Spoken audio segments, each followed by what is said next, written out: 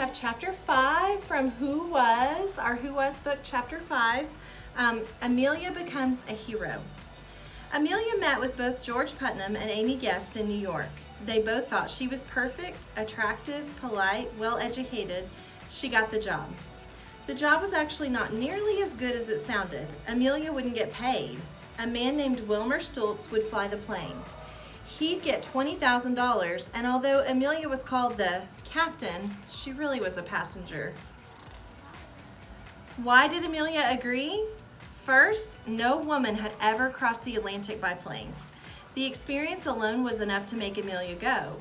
Amelia summed up her feelings in a letter to a friend. When a great adventure's offered to you, you don't refuse. That's all. Amelia also hoped that if the trip were successful, all the attention could bring her other flying jobs.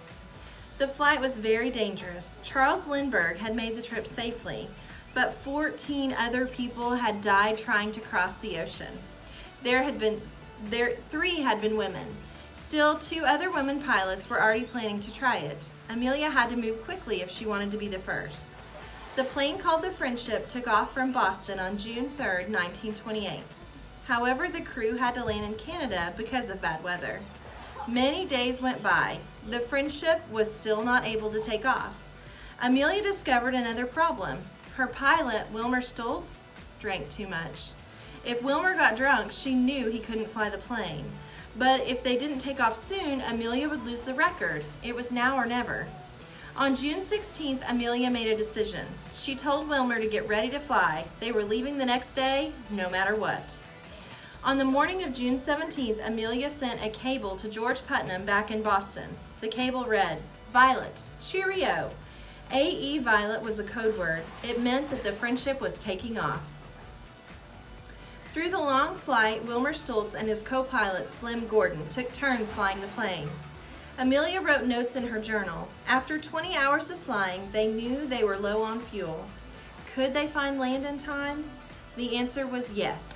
The Friendship touched down in Buryport, South Wales, 20 hours and 40 minutes after taking off from the Canadian coast. They had done it. On June 18, 1928, Amelia Earhart became the first woman to fly across the Atlantic Ocean. What came next was a surprise for Amelia. The trip made her an instant hero.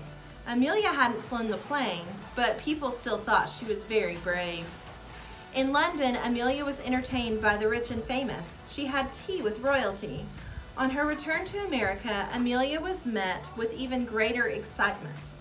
There were parades and speeches, crowds people wanted to see and hear the brave female. Many people compared Amelia Earhart to the famous pilot Charles Lindbergh. They thought that Amelia was tall and slim and even looked like Lindbergh.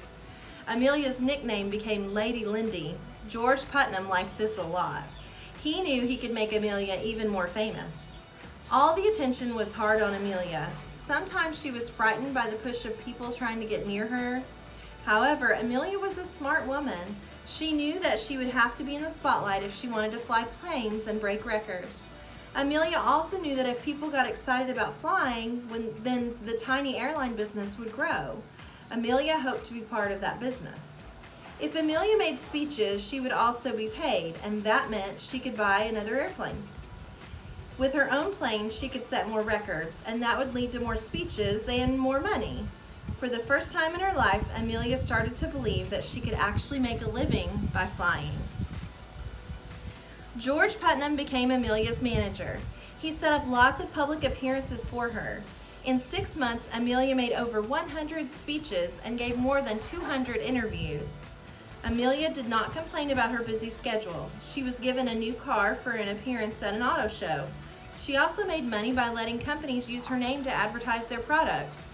The fur-lined leather Amelia Earhart flying suit became very popular in a New York department store. Amelia also became an editor for the Cosmopolitan magazine and wrote a column about aviation. Amelia didn't really like to write, but the articles brought more publicity. Many of the magazine's readers thought Amelia was a good role model for young girls. By 1929, Amelia was the best-known female pilot in America. But what Amelia really wanted was more flying time. So a week before she turned 32, Amelia purchased a second-hand Lockheed Vega. It was a big plane that was hard to handle, but it was built for speed and distance. As soon as possible, Amelia wanted to set more records. The first women's cross-country air race was going to be held later that summer. It was called the Women's Air Derby.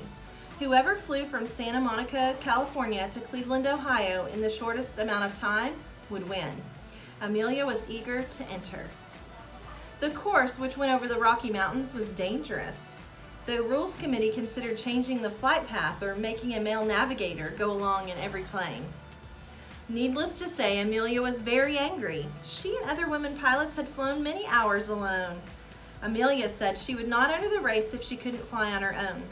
Because of Amelia and other female pilots, the committee backed down. The women would fly the whole course by themselves. On August 18, 1929, 20,000 people turned up in Santa Monica, California for the start of the race. There were 19 pilots, including Amelia. Many people did not take the women seriously.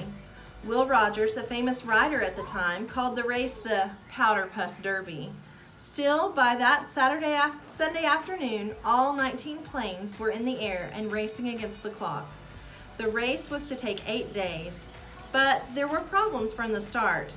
Planes broke down, landing fields were not in good shape. On the second day, Amelia's plane flipped over on landing. She wasn't hurt, and she was able to fix her plane and keep racing. But others weren't so lucky.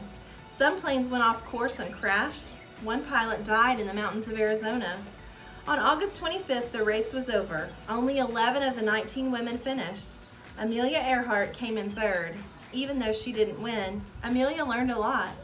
She also got to know many of the best women pilots in the country. After the race, many women pilots decided it was time to start their own group. On November 2nd, 1929, 26 women met in an airplane hangar in Long Island, New York.